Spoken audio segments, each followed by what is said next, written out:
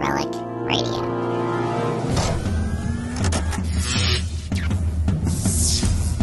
This is Relic Radio Sci-Fi, old-time radio, science fiction stories from relicradio.com.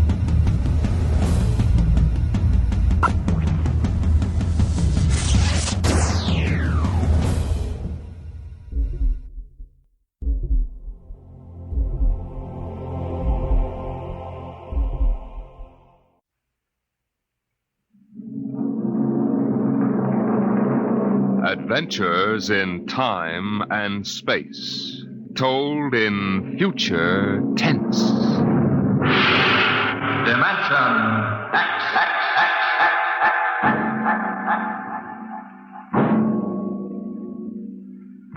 The National Broadcasting Company, in cooperation with Street and Smith, publishers of astounding science fiction, bring you Dimension X.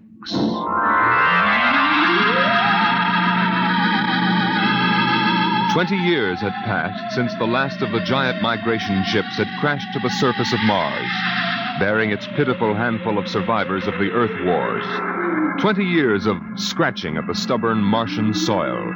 20 years of trying to devise new solar engines that would use the strange fuel they found on Mars. 20 years of longing, of turning eyes toward the green Earth as it hung on the horizon like a beckoning light. And now it was done, and the first new ship, built of shining Martian chromaton, had lifted bravely toward home with 3 men locked in its metal belly. Would they return to an Earth made barren by cosmic dust, to a blackened radioactive hell? Or would they find intelligence still alive on the scourged planet? What had 20 years of death and radioactivity done to our beloved Earth?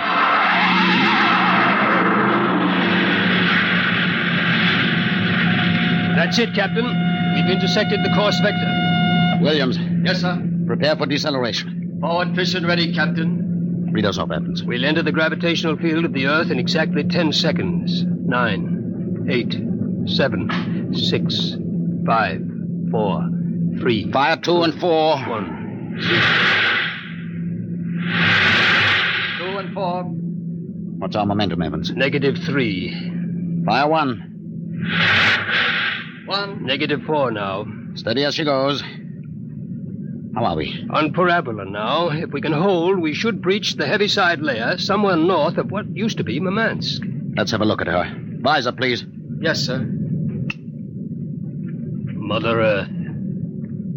20 years. We're going home, Evans. We're going home. Home to what, Captain? Home to a burned-out radioactive planet that is incapable of supporting human life? Evans and I don't agree with that, Williams. We think the Earth is ready for us again. That she'll give us another chance. I'm sorry, Captain, but I was born and brought up on Mars under the new central government. We younger men disagree with you about migrating back to Earth. For us, Mars is home. Well, we'll see. If there is some form of life on Earth, we'll find out soon enough. Williams, head for New York.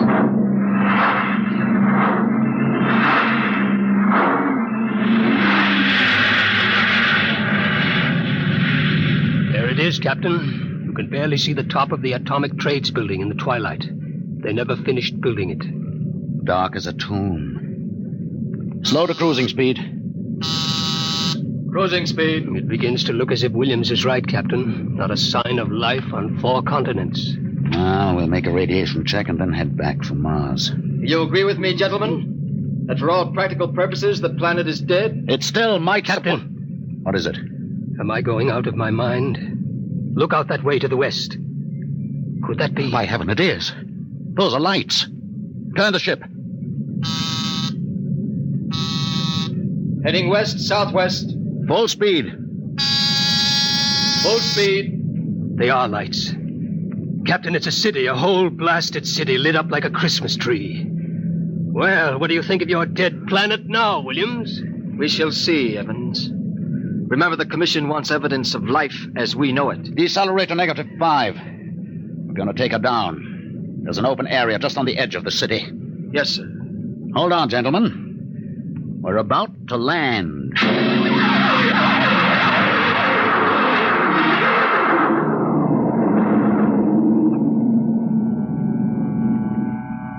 Landing jacks are down, sir. Open the airlock.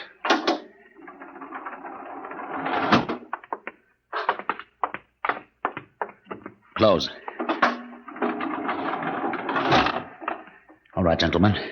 Before we go out, security at all times. Williams, you have the blast gun. I have it.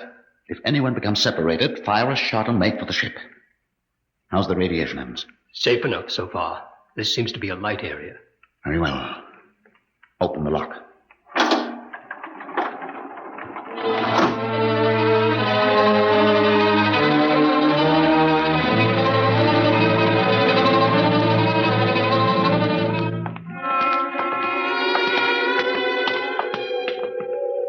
Oh, it's unbelievable. We've been walking for hours now, and not a soul to be seen. There must be someone. How do you explain the lights? I don't know. Municipal building. Shall we have a look here, sir? Possibly the records might contain some clue. Good idea. Keep your weapons ready.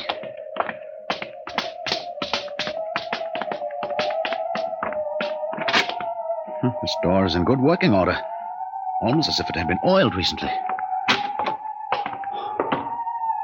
Long corridor, lights blazing in every office. William, stand watch here in the corridor. Fire a blast if you need us. Yes, sir. Evans, you come with me. We'll start right here with the city clerk's office. Better check radiation again. Not enough to do any damage. Gives you the creeps, doesn't it? Look at this desk. Papers crumpled, inkstand. Just as if somebody came in and worked here every day. Calendar. June 18th, 1987. Why, that's the day of the evacuation. The dust cloud had already blanketed New York and was heading west. Dog licenses. Hunting permits. Somehow I have a peculiar feeling that... Good Lord. Pick it up, Evans. Hello? No answer. Hello? I hear something. A scratching sort of noise. Good day, Doctor. What? How are you? I called to ask some advice about a trepanning problem. Can you tell me if the lateral cut should be made first? Hello? Hello? This is absolutely insane. Thank you, Hello? Doctor. I'll do that. By the way, how is your wife, Alice? And the girls? And your son, John? Fine boy, John. I'll call again tomorrow. Goodbye, Doctor. Hello? Hello? It's gone dead. Who was it? I don't know. A strange voice carried on a conversation about some surgical operation without paying the slightest attention to anything I said. Captain, the lights are out. Good Lord.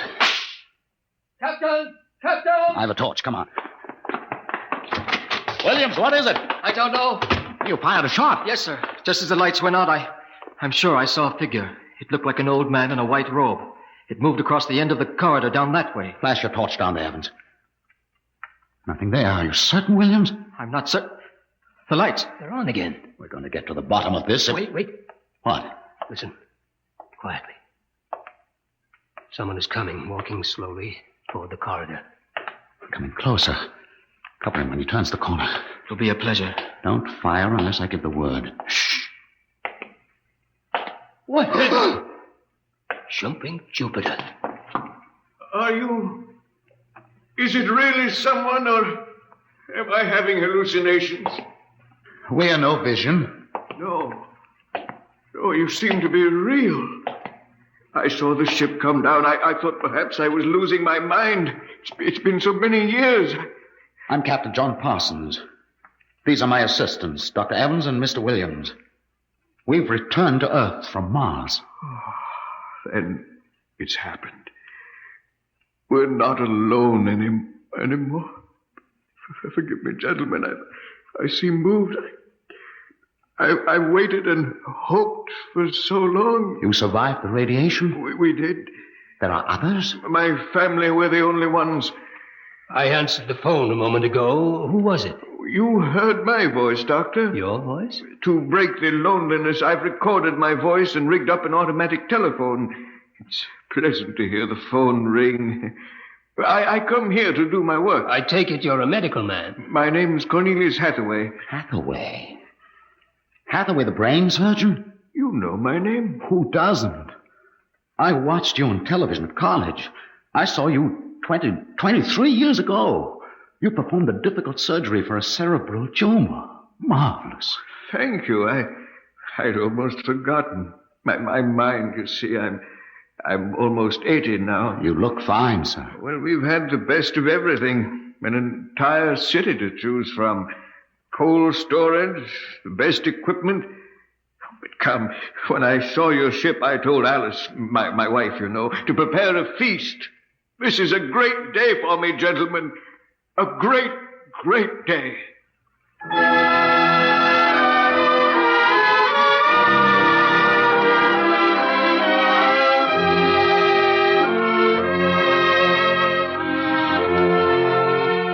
This is my wife, gentlemen. Alice, this is Captain Parsons, Dr. Evans, and Mr. Williams. How do you do, Mrs. Hathaway? Now, if you'll follow me, gentlemen, we'll meet my children.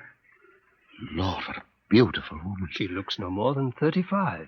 These are my daughters, Susan and Marguerite.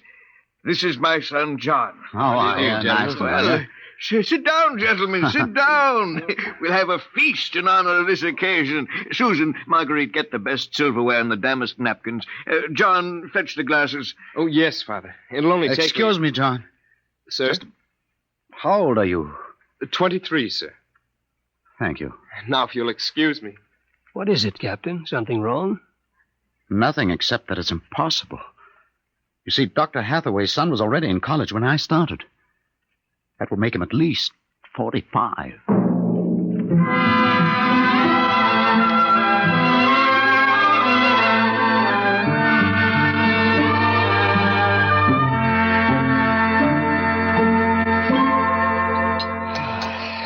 That was a wonderful meal, Mrs. Hathaway. Doctor, your wife is an exceptional woman. Thank you, sir. How would you gentlemen like some fresh gingerbread with your coffee? I baked it this morning. Oh, wonderful. Smell that, Evans? Oh, it's like coming home, Mrs. Hathaway. We enjoy having you here. Mrs. Hathaway, may I compliment you on your having preserved your youth and beauty so well? Thank you. We have had no worries here, no competition. Only the things we need for material comfort. Parsons and I were wondering, Dr. Hathaway, if the radioactivity had any effect in preserving tissue. Your children all look so young, too. It is possible, gentlemen, of course. Radiation does strange things to living tissue. Alice, could we have some champagne? Of course. I'll only be a moment. An amazing woman. Did you ever see such grace? Such complete relaxation. It doesn't seem quite natural. I beg your pardon, gentlemen? Captain Parsons was just about to ask how you and your family managed to escape, Dr. Hathaway. We were very fortunate. I was working in the Sierra Mountains at the time. I had a lead-lined laboratory where I did X-ray research on my pet project. And what is that, sir? The study of machines as they relate to human function and the corollary of... Well, to continue, when the dust cloud covered America, we remained in the laboratory, well supplied with food and water. Later, when the radiation permitted, we made our way east, back to our old home, in the hopes of finding other survivors. But by that time, every living creature had been evacuated to Mars. We were stranded. The migration ships didn't wait for stragglers. That's true. My father and I were on the last rocket out of New York. I've always loved this old house. But the loneliness of those first years... At least you had your wife and children. Yes. Yes, I had my family. If it were not for them, gentlemen, I assure you I would long ago have put a bullet in my head. Here we are. Champagne, Captain? Oh, thank you, Mrs. Hathaway. May I propose a toast? Oh, let me. Gentlemen, to Earth. To Earth. Earth. May she never be a stranger to man again. Hathaway, what is it? Nothing really. It's just a rather sharp pain in the chest. I think you should lie down, Doctor. Yes. Perhaps you're right. Let me help you. No. John and Susan will help. Of course, Father. Why don't you gentlemen go out on the porch, enjoy the air? I'll see you all in the morning. Good night, Doctor. Good night. Come, John. Yes, Father.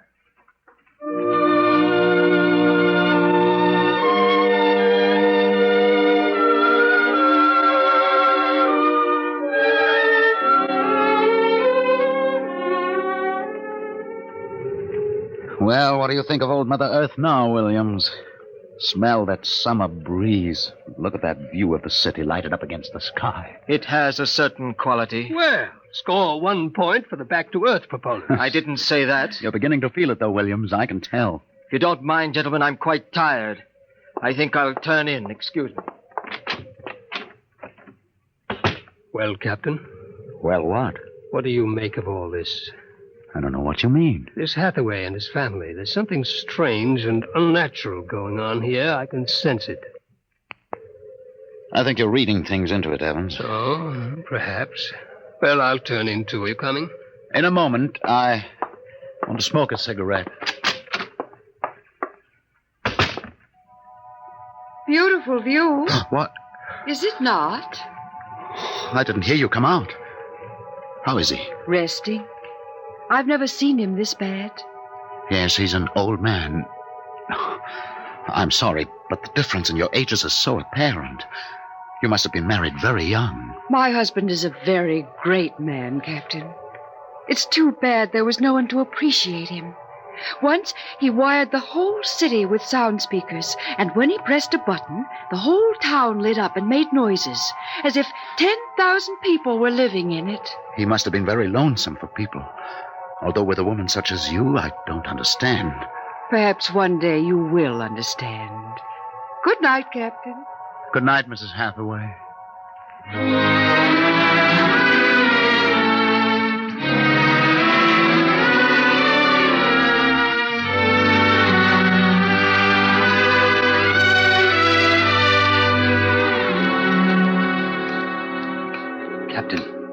Captain Parsons. Who's there? It's Dr. Evans. What time is it? 2 a.m. What's wrong? I couldn't sleep. A few minutes ago, I heard someone slip out the front door. The moonlight, I saw it was the old man. He was headed toward our ship. What are you suggesting, Evans? Nothing, except that it's fairly unnatural for an old man with a bad heart to go wandering off at 2 in the morning. Very well. We'll follow him.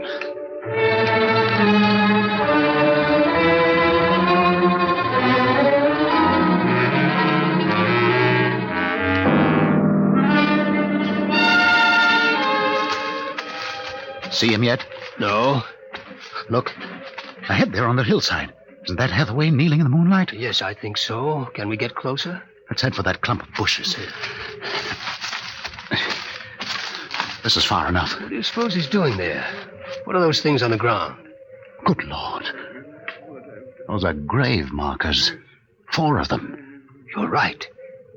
Seems to be praying over them. Listen. Do you forgive me for what I've done? I had to do it. I was so terribly lonely. You do forgive me, don't you? Yes, I feel you do. I'm glad. I think perhaps I can rest now. I think He's having another attack. Come on. Hathaway! Dr. Hathaway. Raise his head, Evans. His lips are moving. What is it, Doctor? Lean closer. I'm sorry I had to spoil all of this. I've expected it for some time. We'll fix you up. No, this is the end for me. It really doesn't matter. Except for them. What about them, Hathaway? You suspected, didn't you? Yes, I suspected, but I couldn't believe it until now. Do they know? No, they wouldn't understand. I wouldn't want them to know, ever. The Earth. Don't try to talk. The Earth is so fair. Doctor. He's dead, Captain. He knew it was the end this time. Yes, he knew. What was it he meant about your suspecting? Light a match, Evans. Look on those 4 grave markers and tell me what you see. Good Lord. Well? Alice Hathaway, Marguerite Hathaway, Susan Hathaway, John Hathaway. Died July 1987. But that's 20 years ago. If these markers are correct, Then, who are those others? Can't you guess, Evans? Can't you guess?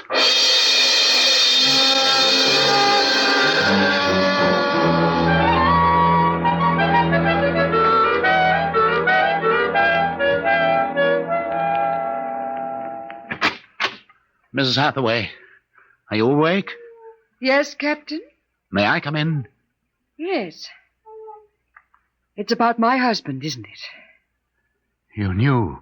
I saw him go out tonight. He felt it was near the end. He died less than an hour ago. I'm sorry. Thank you. How do you feel? He told us it would happen one day, and that he didn't want us to cry. He didn't teach us how, you know. He said it was the worst thing that could happen, to know how to be lonely and unhappy. What will happen to us now that he's gone? I don't know. Will you stay with us? I would like to, but I cannot. You know about us. Yes, I know. I didn't think that you knew yourself. The children don't. I've been aware for a long while. No one would have guessed. You're so perfect. Oh, he would have liked to hear you say that. He was so very proud of us. After a while, he came to love us, and at the end, he took us as his real wife and children. He even forgot sometimes that he had made us. You gave him a great deal of comfort. Yes. Over the years, we sat and talked. He loved so much to talk. I was first, you know. Then he became lonesome for the children, and so he made them. He told me about the things he did, about his laboratory. Well, surely the children must suspect. Oh, no. You see, there were no other beings with which to compare themselves. He must have been a great, great genius. Each morning he took a recording of his voice into town and put it on the automatic telephone. Each night it would call us. I think, what with the phone ringing and the sound of voices and the lights on, he was happy. There was only one thing, one flaw. And that? He couldn't make us grow old. And so he had to watch himself become an old, old man, while we stayed young. It was a great blow to him.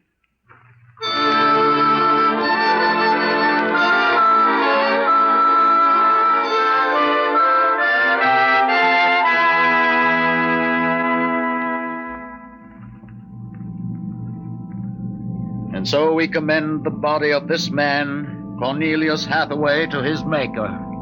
Ashes to ashes, dust to dust returneth. Amen.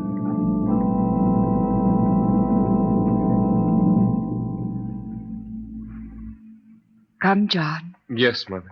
Susan. Marguerite. Evans, Williams, stay here a moment, please. What is it? Let them go back to the house. I want to speak to you. I know what you're going to tell us, Captain. I saw the names on the grave markers. Well? It's a mockery. A blasphemy of everything we believe in. For a man to do something so evil. Can't you imagine what he faced? Can't you imagine what it must have been like to have watched his wife and children die slowly of radiation burns? To know that he was the last man on the face of the earth? Alone? Eternally and unalterably alone? Good Lord, man, what would you have done if you'd had his medical and technical genius? That's incredible. Yes, it is. But with an entire American city on which to draw for supplies and equipment, a brilliant man might accomplish anything, even that. What are you suggesting, Captain? That we take them back? We haven't enough space on the ship for that. Every ounce counts. Still, to leave them here, like that, alone. I think I have an answer, cold-blooded as it may seem. Go on. I suggest that we turn them off. Do you think that I could do that? No, but I could. After all, they aren't human. They're worse than robots. They're ghoulish. Have you talked to her? Has she smiled at you with that quiet, beautiful smile? Captain, we can't take them with us, and it would be less than human to leave them here without Hathaway. Could you do it, Evans? Give me the blast gun, Williams. We'll wait in the ship. Take off in half an hour. Half an hour.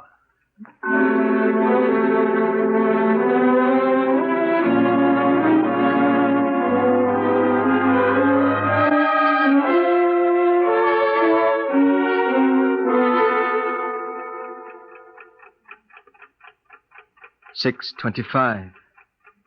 He should be back soon. Yes. He's doing the only humane thing, Captain. They are less than human. Are they? Well, it's done now, and no one will ever... That's the airlock. He's back.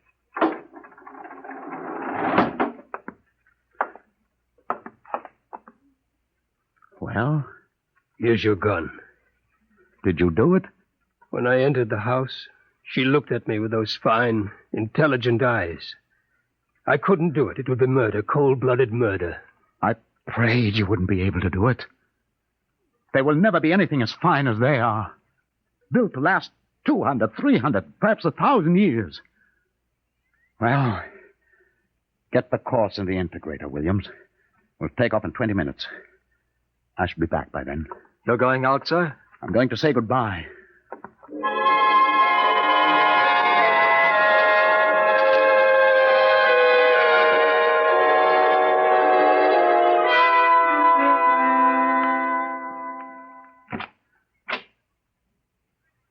You've come back. Only to say goodbye. It was nice of you. I wanted you to know that I am coming back someday. When will you come? I don't know. It will take many years to prepare fuel for another trip. 6, 7, perhaps 10 years. I will watch the sky at night, just as he watched it. Oh, I'm afraid I must go now. I understand. Strange. I have a new feeling. One which he did not teach us. A feeling of longing, of sadness. That one is not taught. It comes of being alive. Yes. I am alive. Even though he created me, I'm a person now. Goodbye, Alice Hathaway. Goodbye, John Parsons.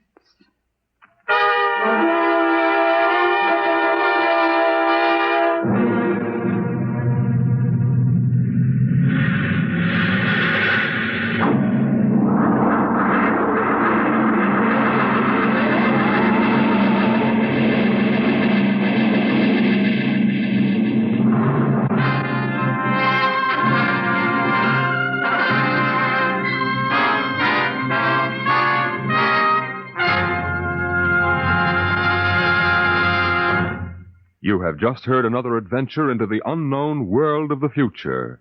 The world of... Dimension X.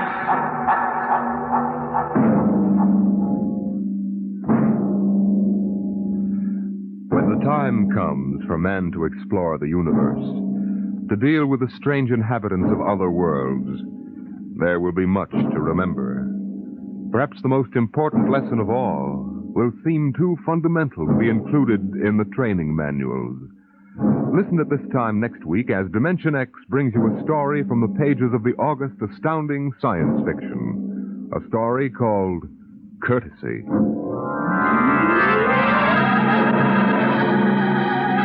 Dimension X is presented each week by the National Broadcasting Company in cooperation with Street and Smith, publishers of the magazine Astounding Science Fiction. Today, Dimension X has presented Dwellers in Silence, written for radio by George Lefferts from the story by Ray Bradbury. Featured in the cast were Peter Capell as Captain Parsons, Bill Griffiths as Dr. Hathaway, and Gertrude Warner as Alice. Your host was Norman Rose, music by Albert Berman. Dimension X is produced by William Welch and directed by Fred Way. Dragnet, the story of your police force, is next on NBC.